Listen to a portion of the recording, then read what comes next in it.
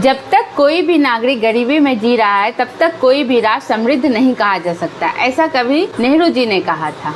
तो ये बात अब केरल ने बखूबी समझी और केरल को गरीबी से बाहर निकाला। तो जानेंगे Kerala extreme poverty free state कैसे हो गया और वहाँ की सरकार ने ऐसा क्या कदम उठाया कि ये टोटली पॉवर्टी फ्री हो गया। तो नमस्कार साथियों, मैं तारा पढ़ाकू A to Z में आपका स्वागत है। वीडियो को लाइक कर दीजिए और चैनल पर नए हैं तो सब्सक्राइब कर दीजिए। तो चलिए स्टार्ट करते हैं। ये एक न्यूज़पेपर की कटिंग है। Kerala to be declared India first extreme poverty free state on November 1। November 1 यहाँ पे क्यों कहा गया है? क्योंकि 1 नवंबर को केरला का स्थापना दिवस है, ये इम्पोर्टेंट डेट है। तो इस दिन ये घोषित करेंगे कि हमारा स्टेट जो है वो टोटली एक्सट्रीम पॉवर्टी फ्री हो गया है। केरला ने extreme poverty eradication project launch किया था 2021 में। इसके तहत इन्होंने 1,03,099 इंडिविजुअल्स को जो है from 64,006 families identified as extremely poor, मतलब इतने लोगों में इन्होंने इतने लोगों को देखा कि जो एक्सट्रीमली पुअर है। उसमें से इतने लोगों को डॉक्यूमेंट्स मिले, जो राशन कार्ड वगैरह रहते हैं वो, इतने फैमिलीज को न्यू हाउसेज मिले, इतने फैमिलीज को लैंड अलॉट करवाया गया। 5,651 लोगों को 2 लाख रुपए दिए गए हाउस रिनोवेट करने के लिए, जिससे वो एक सुरक्षित स्थान पर रह पाए। 3,822 लोगों को लाइवलीहुड असिस्टेंस दिया गया। पहले जान लेते हैं केरला के बारे में। केरला, जिसे गॉड्स ओन कंट्री भी कहा जाता है, जो कि बहुत ही खूबसूरत एक प्रदेश है। इसकी राजधानी है तिरुवनंतपुरम। मुख्यमंत्री है पिनराई विजयन, जो CPIM से बिलोंग करते हैं। यहाँ के राज्यपाल है आरिफ मोहम्मद खान। यहाँ की लोकसभा सीट है 20, राज्यसभा सीट है 9 और विधानसभा सीट है 140। तो फ्री हाउसेस इन केरला, लाइफ मिशन केरला, मतलब यहाँ जिनके पास घर नहीं था उन्हें ऐसी घर भी बना के दिए गए हैं। तो जानेंगे ऐसे एक्सट्रीम पॉवर्टी फ्री केरला हुआ कैसे। तो केरल भारत का पहला राज्य बनने जा रहा है जो नवंबर 1, 2025 को स्वयं को अत्यंत गरीबी मुक्त राज्य घोषित कर देगा। तो नीति आयोग के बहुआयामी गरीबी सूचकांक 2023 के अनुसार केरल में गंभीर गरीबी दर 0.55% थी, अब जो कि देश में सबसे कम थी, लेकिन इसे भी इन्होंने 0 में पहुंचा दिया। यह उपलब्धि SDG 1 जो है हमारा सस्टेनेबल डेवलपमेंट गोल, वहाँ के नो पॉवर्टी लक्ष्य से जुड़ा हुआ है। तो इन्होंने कौन सा ऐसा प्रोजेक्ट चलाया था? तो extreme poverty eradication project, Malayalam में इसका नाम है अति दरिद्र निर्मूलम, मतलब गरीबी को पूरी तरह से खत्म करना। शुरुआत इसकी 2021 में हुई थी। इनका लक्ष्य था कि कोई भी ऐसा परिवार ना हो जिसे भोजन, घर, स्वास्थ्य या इनकम के लिए मूलभूत आवश्यकताओं की कमी हो। तो इन्होंने ये लक्ष्य टारगेट करके ही ये प्रोजेक्ट शुरू किया था। पहले इन्होंने क्या किया कि अत्यंत गरीब परिवारों की पहचान की, कि कैसे मतलब पहचानेंगे कि कौन सबसे गरीब है जिन्हें ये सभी मूलभूत आवश्यकताएं पहुंचाई जाए। तो उन्होंने सर्वेक्षण किया ग्राम सभा स्तर पर, जिसमें 64,006 परिवार जो है अत्यंत गरीब के रूप में पहचाने गए। गरीब मापने का भी कुछ संकेत था, जैसे फूड इनसिक्योरिटी थी, स्वास्थ्य सुविधाओं की कमी थी, इनकम की कोई सोर्स नहीं थे, उनके पास घर नहीं था रहने के लिए। तो इन सब चीज़ों से उन्होंने पहले अत्यंत गरीब लोगों को समझा कि कौन है। इन्होंने ये पहचान स्थानीय स्वशासन जो थे उनके साथ, जो ग्राम सभा, आशा वर्कर, आंगनवाड़ी, कुटुंबश्री आदि के माध्यम से ये किया। अब इनकी इम्प्लीमेंटेशन स्ट्रैटेजी क्या थी, इन्होंने ये कैसे इम्प्लीमेंट किया ग्राउंड लेवल पे? तो प्रत्येक परिवार के लिए माइक्रो प्लान बनाया गया कि इनको जो समस्याएं हैं उनका कैसे समाधान किया जा सकता है। तो यह योजनाएं जो थी स्थानीय निकायों की उप योजनाओं से जुड़ी थी। 3 चरणों में ये बांटा गया था। तो तत्कालिक उपाय क्या थे? जैसे खाद्य सुरक्षा, जो भोजन इनसिक्योरिटी थी उनके पास सामाजिक पेंशन, स्वास्थ्य बीमा, राशन कार्ड, आधार, आय प्रमाण पत्र ये दिए गए। लघु व मध्यम अवधि के लिए जैसे कुटुंबश्री के माध्यम से आजीविका योजनाएं, कौशल प्रशिक्षण, छोटे रोजगार, जिससे वो अपनी जीविका चला सके। उन्हें प्रशिक्षित किया गया इन चीज़ों के लिए कि वो कम से कम अपनी आय को कंटिन्यू रख पाए।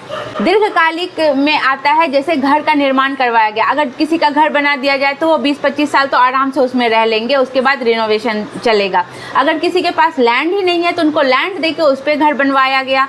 फिर पानी, बिजली, सड़क जैसी बुनियादी सुविधाएं भी दी गई, जिससे वो सुख सुविधा से रह पाएँ, सुरक्षित रह पाएँ। फिर है संस्थागत व्यवस्था लाई गई, जैसे जो लोकल सेल्फ गवर्नमेंट थी, वहाँ के लोकल डिपार्टमेंट में जो वर्क करते थे उनके नेतृत्व में योजना चलाई गई। जैसे अब कोई लोकल लोग हैं, वो वहाँ के लोगों को ज़्यादा पहचान पाएंगे, ज़्यादा जान पाएंगे कि उनकी क्या मूलभूत आवश्यकताएं हैं, किनको घर चाहिए, किनको भोजन के लिए कमी है, किनको आय की कमी है। तो वो सब चीज़ें वो लोकल लेवल पे गवर्नमेंट जो ऑफिस है वो सारी चीज़ें उन्होंने देखी। MIS मॉनिटरिंग, भू टैगिंग, सोशल ऑडिट, ये सारी चीज़ें की गई। और सामुदायिक भागीदारी में जैसे आशा कार्यकर्ता थी, सेल्फ हेल्प ग्रुप के लोग थे, पंचायत प्रतिनिधि, वो जो हैं सीधे परिवार से जुड़ के उनकी मूलभूत आवश्यकताओं को पूछते थे कि क्या कैसे चाहिए उन्हें। अब है कि एक्सट्रीम पॉवर्टी इरेडिकेशन प्रोजेक्ट क्या है। तो ये केरल सरकार की एक योजना है जिसमें उन्होंने ये उद्देश्य रखा था कि राज्य में कोई भी ऐसा परिवार ना हो जिन्हें खाने के लिए, रहने के लिए, हेल्थ इशू या फिर कोई इनकम जैसे सोर्स ऑफ इनकम नहीं है तो इनकी कोई कमी हो।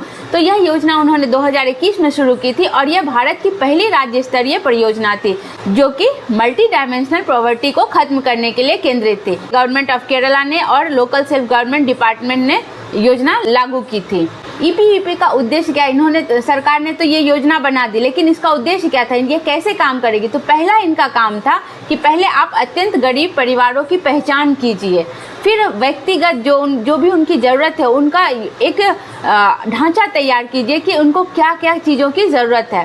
फिर सरकार और समाज दोनों की भागीदारी से उन्हें आत्मनिर्भर बनाया जाएगा, जिससे उनकी गरीबी सिर्फ कुछ दिनों के लिए नहीं, लंबे समय के लिए दूर हो पाए। अगर किसी के पास इनकम सोर्स नहीं है तो उसको वो जनरेट करना, किसी के पास इनकम सोर्स है लेकिन रहने के लिए घर नहीं है, उतना वो सैलरी नहीं आता उनको कि वो घर बना पाए, तो उनको वो रहने के लिए सुविधा दी गई। इस तरह उन्होंने एक प्रोजेक्ट बनाया। और जो गरीबी है, जो नो पॉवर्टी है, वो हमारे सस्टेनेबल डेवलपमेंट गोल 1 में आता है। एक्सट्रीम पॉवर्टी की परिभाषा क्या है, मतलब आप ये तो योजना बनाए हैं लेकिन हम कैसे मतलब तय करेंगे कि ये एक्सट्रीम पॉवर्टी लेवल में आता है। तो अगर किसी के पास उपयुक्त भोजन नहीं है, मतलब 3-4 टाइम का खाना नहीं हो पा रहा है एक दिन का, उनके पास हेल्थ फैसिलिटी नहीं है, उनके पास रहने के लिए घर नहीं है पक्का, या फिर जगह ही नहीं है रहने के लिए, या फिर कोई इनकम सोर्स नहीं है, और जो सरकारी दस्तावेज होते हैं जैसे Aadhaar card, ration card, voter ID card, जिससे वो सरकार जो योजनाएं बना रही है उनसे वो लाभ उठा सके, वो चीज़ें भी नहीं है। तो ये सब जो चीज़ें जिनके पास नहीं थी वो अत्यंत गरीब परिवार में आते थे। तो इन सब मानकों के द्वारा 64,006 परिवार जो थे वो एक्सट्रीम पॉवर्टी के अंदर आ रहे थे। अब EPEP काम कैसे करती, ये तो सारे उद्देश्य थे कि वो कैसे मतलब वो उनको क्या करना है, कैसे उन्होंने योजना बनाया। अब ये काम कैसे करेंगे, तो आशा कार्यकर्ता, आंगनवाड़ी स्टाफ, कुटुंबश्री जो समूह है उनके द्वारा ग्राम सभा ने जो है वो घर घर जाकर डेटा इकट्ठा ये सारे करेंगे। फिर उसके बाद प्लान तैयार किया जाएगा कि किनको क्या चीज़ की ज़रूरत है, और एक परिवार एक योजना का सिद्धांत से ये अपनाया गया। फिर इन्होंने जैसे किसी को घर चाहिए तो लाइफ मिशन से उन्हें जोड़ा, किसी को रोजगार चाहिए तो कुटुंबश्री या स्किल मिशन से उसे जोड़ा गया, किसी को इलाज चाहिए तो करुण्या हेल्थ स्कीम से उन्हें जोड़ा गया। ये सब काम जो है ये आशा कार्यकर्ता, आंगनवाड़ी स्टाफ, ये सारे लोग मिलके कर रहे थे। इनके साथ कुछ सहयोगी संस्थाएं भी थी जो इनको सहयोग कर रही थी EPEP को टारगेट पहुँचाने के लिए, मतलब जो इनका टारगेट था वो पूरा करने के लिए। तो लाइफ मिशन था, कुटुंबश्री था, आरोग्य केरलम था, skill development mission, social security mission, PDS जो पब्लिक डिस्ट्रीब्यूशन सिस्टम है जो खाद्य सुरक्षा देती है, जो फ्री में अनाज बांट, ये सारी संस्थाओं ने EPEP का बहुत ही सहयोग किया, तब जाके ये अपने टारगेट तक रीच कर पाए हैं। अब तक इनकी क्या उपलब्धियां हैं EPEP की, तो 96% परिवार अब अत्यंत गरीबी सूची से बाहर आ चुका है। 3900 प्लस नए घर, 5600 प्लस जो घर थे उनको मरम्मत करवाया गया, 1300 परिवारों को लैंड दिया गया, 21,000 प्लस लोगों को नए सरकारी दस्तावेज भी मिले, 50 करोड़ बजट आवंटन किया गया इसके लिए। तो 1 नवंबर 2025 को केरल के CM Pinarayi Vijayan extreme poverty free state Kerala को घोषित करेंगे, क्योंकि 1 नवंबर को केरल का स्थापना दिवस भी है। तो इनके सामने कुछ चुनौतियां भी आई कि मतलब ये इतना आसान नहीं था, किसी भी इतने बड़े स्टेट को एक्सट्रीम पॉवर्टी स्टेट फ्री करना ये इतना आसान नहीं था। तो इनको क्या क्या चुनौती मिली इन सब चीज़ों में, तो गरीबी मुक्त होने का मतलब ये नहीं है कि ये आर्थिक समृद्धि पे पा गए, कुछ परिवार पुनः गरीबी में लौट सकती है। तो इनको अभी कंटिन्यू ये चलाना पड़ेगा जिससे जो है परिवार पुनः गरीबी में न लौट पाए। जैसे कि आय सोर्स है, आज है कल नहीं है, तो फिर तो वो गरीबी में ही लौट आएंगे। तो ये भी एक चुनौती है इनके लिए। जनजातीय व प्रवासी समुदायों तक पहुंच सुनिश्चित करनी होगी।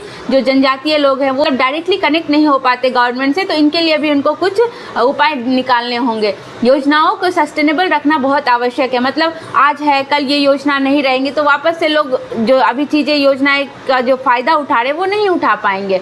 अन्य राज्यों में दोहराव कठिन हो सकता है, क्योंकि केरल में पहले से मानवीय विकास सूचकांक बहुत ऊंचा है। देखिए हम यहाँ तो केरल की बात कर रहे हैं, तो केरल में जो SDI बहुत ऊंचा अभी है, तो इसमें मुझे नहीं लगता कि इनको कोई दिक्कत आएगी। अब हम ये भी जानेंगे कि ये जो मॉडल था EPEP का वो केरल में सफल क्यों हुआ। तो इसके बहुत सारे कारण हैं, जिसमें हम कुछ कारणों को जानेंगे। पहला तो है डिसेंट्रलाइजेशन का। डिसेंट्रलाइजेशन मतलब पंचायत योजना थी वही मालिक बनी थी। क्यों? पंचायत कैसा रहता है कि हम ग्राम स्तर पे चीज़ों को देख पाते हैं, एक एक लोगों के पास जाके अपनी चीज़ों को डिस्कस कर पाते हैं। तो डिसेंट्रलाइजेशन इसका फर्स्ट ये था कि जिससे ये मॉडल सक्सेस हो पाया।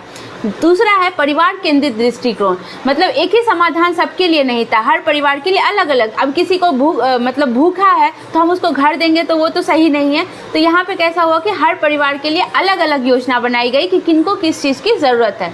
फिर है सरकारी प्लस सामाजिक भागीदारी, मतलब गवर्नमेंट ने भी साथ दिया और सोशल जो समाज के लोग हैं उन लोगों ने भी साथ दिया। जो बहुत सारी संस्थाएं चल रही है उन्होंने भी सरकार का बहुत साथ दिया। जो सेल्फ हेल्प ग्रुप है, वहाँ के NGOs हैं, आशा कार्यकर्ता हैं, पंचायत के प्रतिनिधि हैं, वो सभी लोगों ने इन चीज़ों को सफल बनाने में बहुत हेल्प किया। टेक्नोलॉजी आधारित ट्रैकिंग भी की गई, जैसे MIS और जियो टैगिंग से पारदर्शिता बढ़ाई गई कि जिन्हें जो मिल रहा है वो सही है या नहीं, उचित है या नहीं। राजनीतिक इच्छा शक्ति, मुख्यमंत्री ने इसे प्राथमिक विजन घोषित किया कि नहीं, हमें केरला को जो है एक्सट्रीम पॉवर्टी फ्री स्टेट बनाना ही है। तो ये उनका इच्छा शक्ति थी बोल के यहाँ पे ये केरल का मॉडल सफल हुआ है। तो ये था केरला का extreme poverty free state model, जो कि बहुत सक्सेसफुल हुआ। तो कमेंट बॉक्स में ज़रूर बताइएगा कि आपका स्टेट कब एक्सट्रीम पॉवर्टी फ्री स्टेट होगा। तो जल्दी से वीडियो को लाइक करके चैनल को सब्सक्राइब कर दीजिए। तो फिर मिलते हैं अगले वीडियो में। धन्यवाद।